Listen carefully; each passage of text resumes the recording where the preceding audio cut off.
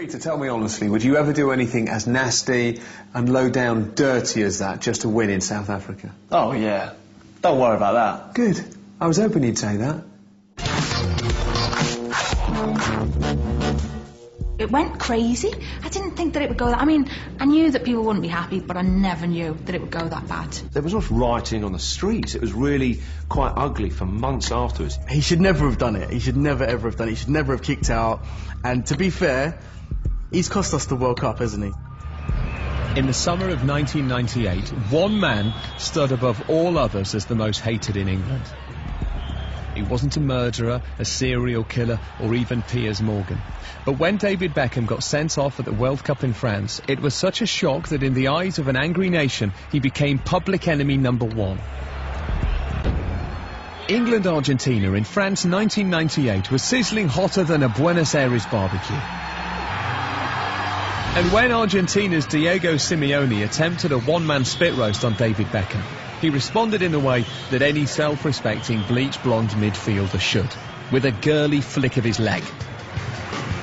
I couldn't see what had happened, you know, and I can see Simeone falling over, but then like really play acting, I was thinking, oh, just get over you. Despite the kick being about as vicious as a loved-up butterfly, the ref saw it as violent conduct and sent Beckham off. And a red card for David Beckham. Yeah, it was a bit stupid and a bit crazy straight in front of the ref, but let's face it, he didn't actually do anything to him. It was a petulant little flick, and it certainly, I don't think it should have been a sending off. When I saw it on TV, I was like, he got a straight red for that. Simeone had pulled out the oldest trick in the book of old tricks, and Beckham fell for it. Wind him up with a nasty dig, wait for him to react, and then put on a frankly ridiculous show for the ref. It was interesting, it happened 2-3 minutes into the second half, and you wonder if the team took at half-time from the Argentinians was get into him, you know, because he's starting to dictate the pace of the game. The night just got worse for Beckham and England. They lost the match, and there was only one person to blame. And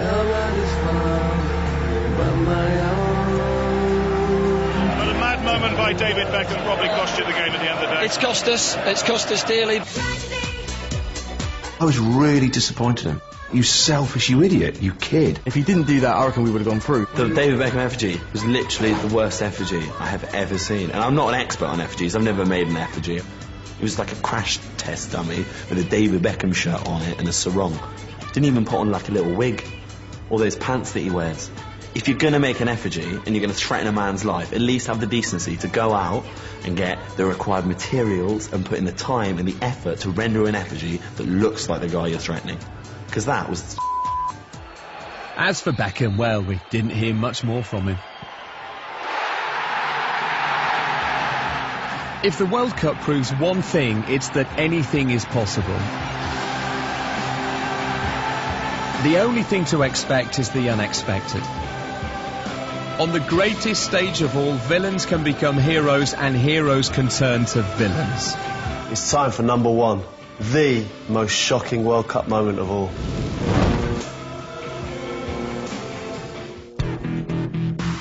It was the evening of July the 9th, 2006. The air seemed charged with the promise of seismic electric passion. No, nothing to do with Savannah and Ulrika.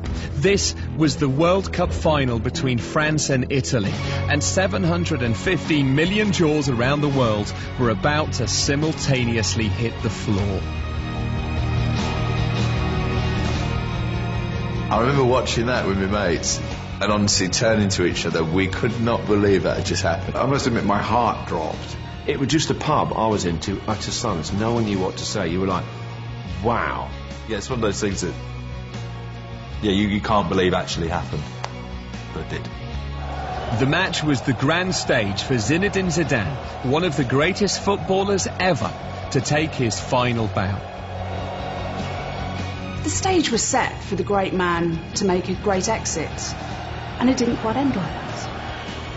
Zidane scored an audacious penalty.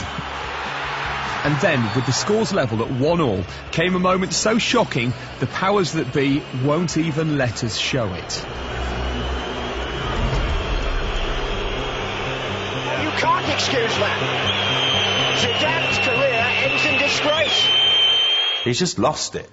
for no discernible reason and in front of so many people, and just nutted him. I found it absolutely unbelievable that such a career that involved so much elegance and art should end with the kind of thing that someone might do in a pub after 10 pints of lager. The planet reeled in shock, and then began a giant game of Chinese whispers. He must have said something horrendous, you know, just out of order, inexcusable, to provoke that reaction. I knew they'd said something really horrible because Zidane's face changed, and it could have only been something to do with his family. The other story is that there was a rumour about Zidane and some unpleasant personal business that had taken place in Turin when he was at Juventus, and that Marcello Lippi, who was manager of Juventus at the time, said to Materazzi, mention this to Zidane and just see what the reaction would be.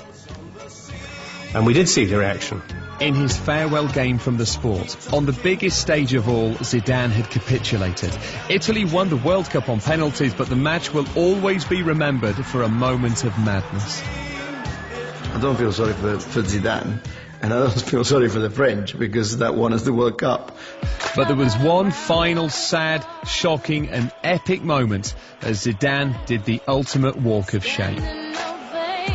That vision of Zidane walking past the World Cup trophy as he exited the pitch is iconic now. The best player in the world at the time walking past the World Cup that he should have won but has just thrown away because he's nutted a guy is a very arresting and powerful image. But it's over now. Cheerio then.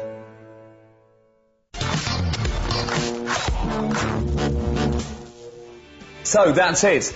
Up until now, those are the greatest shocks of the World Cup. And there'll be more soon. Another tournament's worth of drama and glory and dreams, and maybe this time... Richard, stop. Don't say it. But Peter, would it really be such a shock if we could... Shh.